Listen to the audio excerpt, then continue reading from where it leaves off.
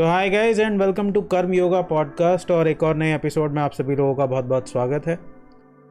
और आज के वीडियो में हम बात करेंगे विपस्सना मेडिटेशन की, विपस्सना ध्यान की। अगर मैं कहूँ कि विपस्सना ध्यान पूरी तरीके से गलत समझा गया है तो आपको कैसा लगेगा? आप कहेंगे ऐसा कैसे हो सकता है? क्योंकि सिंपल सी टेक्निक है, आपको बैठना है, पलथी लगाकर बैठना है और अपनी सांसों के ऊपर कंसंट्रेशन करना है। लेकिन ये गलत है। बहुत सिंपल भाषा में मैं सोच रहा था घुमाऊं फिराऊं, लेकिन नहीं, बहुत सिंपल भाषा में गलत है। क्योंकि विपस्सना बेसिकली एक सडन एनलाइटनमेंट की टेक्निक है। सडन एनलाइटनमेंट, अभी के अभी एकदम। बुद्ध का इनिशियल अप्रोच ये था।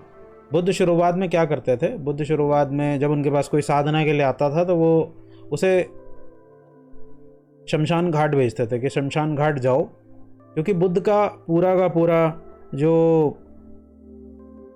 फिलॉसफी है वो इस चीज़ के ऊपर टिकी हुई थी।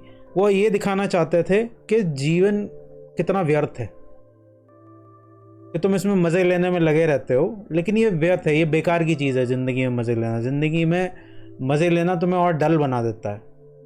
तुम कहाँ फंसे हुए तुम्हें इस चीज़ का अंदाज़ा नहीं है। तो वो इस चीज़ को दिखाने के लिए कि जीवन कितना बेकार है और शरीर कितना फ्रेजाइल है, बॉडी कितनी फ्रेजाइल है, तुम्हें वो उनके पास कोई भी साधना करने के लिए आता था ना तो वो उसे भेज देते थे शमशान घाट के। जाओ शमशान घाट पे जाओ, वहाँ जलते हुए शरीरों को देखो कि कैसे वहाँ पर लोग आते हैं, अपनों को जलाते हैं और आधा अधूरा छोड़कर चले जाते हैं। बाद में उन्हें चील कौवे नोच के खाते हैं और तुम्हें जीवन की व्यर्थता वहाँ से पता चलेगी। लेकिन कई लोग होते थे जिन्हें ये सब चीज़ें नहीं दिखती थी। वो 3 महीने 4 महीने आराम से बैठ के वहाँ पे आ जाते थे कि ठीक है, बैठ गए प्रभु, अब बताइए अब आगे क्या करना है। तो बुद्ध ऐसे अंदर बुद्ध का ऐसे ही होता था कि बेवकूफ़ आदमी, नहीं समझ में आया तुझे, ठीक है एक काम कर, बैठ जा, कुछ मत कर, बस अपनी सांस पे ध्यान लगा, आती जाती सांसों को देख। इसको नाम दिया गया आनापानसती हो गया, विपस्सना टेक्निक, विपस्सना मेडिटेशन। सही बताऊं तो ये जो विपस्सना टेक्निक है ये और कुछ नहीं है, ये इंसान को बोर करने का तरीका है। क्योंकि आप बैठ के अपनी सांसों को, आती जाती सांसों को देखोगे, इसमें कुछ देखने के लिए है नहीं। असल में इसमें कोई एनर्जी नहीं है, कोई वाइब्रेशन नहीं है, कुछ नहीं है। जो भी 99% लोग जो विपस्सना सीखने के लिए जाते हैं वो ये दिमाग में रख के जाते हैं कि इसमें कुछ स्पेशल है। इसमें कुछ स्पेशल है ही नहीं। और वो जब विपस्सना करने बैठते हैं तो थोड़ी देर के बाद वो बोर होकर सो जाते हैं। विपस्सना में आप देखेंगे, विपस्सना मेडिटेशन सेंटर के अंदर तो खर्राटे चल रहे होते हैं, लोग गिर रहे होते हैं, लिटरली लोग गिर जाते हैं। और उसकी वजह यही है कि वो सांस पे फोकस करने की कोशिश कर रहे हैं, जो कि बहुत बोरिंग काम है एक्चुअल में। अब आते हैं मेन मुद्दे के ऊपर कि जब बुद्ध कहते हैं कि आती जाती सांसों को देखो तो उससे उनका मतलब क्या है। तुम नहीं समझे ना वहां जाके, चलो यहां आके देख लो। आदमी समझता है, अब दूसरे तरीके से बुद्ध समझाते हैं इसके अंदर। आदमी समझता है कि वो बड़ा वैल्यूएबल चीज़ है और वो कुछ कर रहा है, उसके करने से यहाँ कुछ होता है, वो है तभी तो कुछ है। आपने आदमी के अंदर ये घमंड देखा है ना कि मैं कुछ हूँ, मैं हूँ तभी। हर आदमी इस ईगो में जीता है कि मैं हूँ तो दुनिया चल रही है, मैं नहीं रहूँगा तो कल को दुनिया नहीं रहेगी। बुद्ध जब कहते हैं ना आँख बंद करके अपनी सांसों को देखो, तो बुद्ध सिर्फ इतनी छोटी सी चीज़ दिखा रहे हैं आपको कि देख बेवकूफ़ आदमी, एक छोटी सी सांस भी तेरे काबू में नहीं है, ये भी अपने आप चल रही है। देख, तेरे भावनाएं जो हैं वो अपने आप आ रही हैं जा रही हैं, थॉट्स अपने आप आ रहे हैं जा रहे हैं, तेरा कोई काम है नहीं। ये जो तेरा मैं है ना, जैसे तू कहता है कि मैं बहुत इंपॉर्टेंट है, मैं बहुत ज़रूरी हूँ, मैं नहीं रहूँगा तो बवाल मच जाएगा दुनिया में, दुनिया उथल पुथल हो जाएगी। नहीं बेवकूफ़ आदमी, बिल्कुल ज़रूरी नहीं है। तेरे बिना भी बड़े मज़े से चल रहा है सब यहाँ। इस मैं की कोई ज़रूरत नहीं है, क्योंकि ये मैं सिर्फ परेशानी के अलावा और कुछ क्रिएट नहीं कर रहा है। तो देख और बैठ आराम से और देख कि ये जो सांस है वो अपने आप चल रही है, कुछ करना नहीं पड़ रहा, ऑटोमेटेड प्रोसेस है ये। सांस में कुछ आती जाती सांस में कुछ भी छुपा नहीं है, कुछ खास नहीं है, वो बस इतनी तरफ इशारा कर रहे हैं कि देखिए अपने आप हो रहा है। ये एक ऑटोमेटेड प्रोसेस है। और ऐसी बहुत सारी ऑटोमेटेड प्रोसेस आपकी बॉडी में ऑलरेडी चल रही हैं। ब्लड अपने आप फ्लो हो रहा है, डाइजेशन अपने आप काम कर रहा है, सुसु पट्टी आप अपने आप ही हो रहा है, बस आपको बैठना पड़ता है पट्टी जाने के लिए, बाकी सारा काम तो अपने आप हो जाता है। उसके बाद क्या चीज़, सुनने में कोई मेहनत नहीं करनी पड़ती, आवाज़ें अपने आप आ रही हैं। देखने में कोई मेहनत नहीं करनी पड़ती, सिर्फ मुंडी घुमाओ दिख जाता है।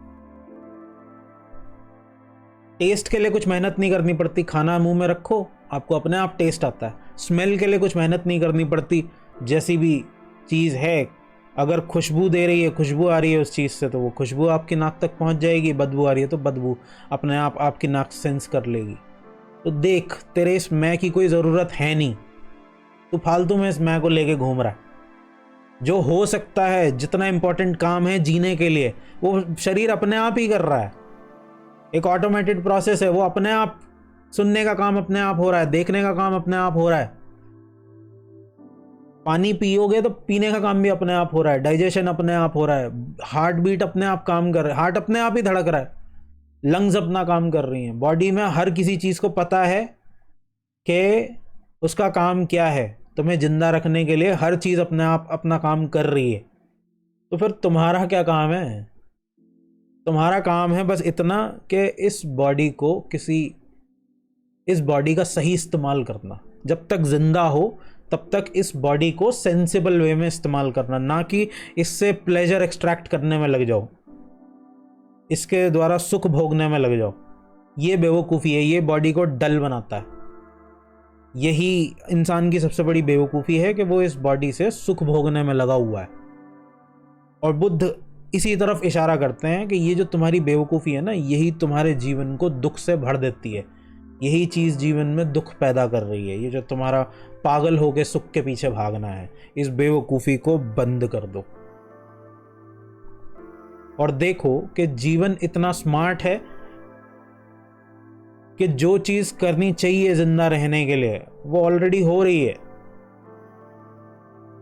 और ये तुम्हें बताएगा अपने आप। शरीर को भूख लगेगी, तुम्हें इससे प्लेजर खींचने की ज़रूरत नहीं है। शरीर को भूख लगेगी, बस इतना करो कि इसका ध्यान रखो। इसको भूख लगेगी, ये तुम्हें बता देगा कि भूख लग रही है तो खाना खा लेना। इसे नींद आएगी तो ये बता देगा कि मुझे नींद आ रही है, सो जाना। इसे ठंड लगेगी तो ये बता देगा कि ठंड लग रही है, कुछ कपड़े पहन लेना। इसे स्ट्रांगली बिल्ड करो, क्योंकि ये बच्चा, एक नासमझ बच्चे की तरह है शरीर आपका। इसे पता नहीं क्या सही है क्या गलत है। सिर्फ आप इसे सही डायरेक्शन में ले जा सकते हो बाय टेकिंग कॉन्शियस एक्शंस। वरना तो बस ये एक हवा में झूलते हुए झंडे की तरह है। जिस तरफ हवा मुड़ जाएगी उस तरफ ये भी मुड़ जाएगा। जिस तरह की सेंसेशंस पे चोट पड़ेंगी, सेंसेस पे चोट पड़ेंगी, उस तरफ आप भगे चले जाओगे। किसी ने गाली दे दी तो गुस्सा आ जाएगा, कोई अपनी मनपसंद चीज़ की खुशबू आ गई तो आप उसी तरफ चले जाओगे, भले ही वो चीज़ आपके शरीर के लिए अच्छी ना हो। But by taking conscious actions आप इसे सस्टेन रख सकते हो। और जब तक आप जिंदा हो, जब तक आप इस धरती पे हो, तब तक आप अपने दुख को मिनिमाइज रख सकते हो, जीरो रख सकते हो। और खुश होने की बेवकूफ़ी बंद कर दो। ये जो खुश होना है ना, आप हमेशा इसी कोशिश में लगे रहते हो कि कुछ ना कुछ करके मैं खुश हो जाऊं। ये बेवकूफ़ी है। बुद्ध इसी तरफ इशारा करते हैं कि ये बेवकूफ़ी बंद कर दे भैया। इसको खुश करने का कोई तरीका नहीं है, क्योंकि खुश करने की ज़रूरत ही नहीं है। ये बहुत वेल बैलेंस्ड, बहुत वेल इंजीनियर्ड मशीन है। इसको बिगाड़ मत। इतना समझ लो, इतना काफ़ी है। चलिए, thank you so much for watching. Will see you next time. Bye bye.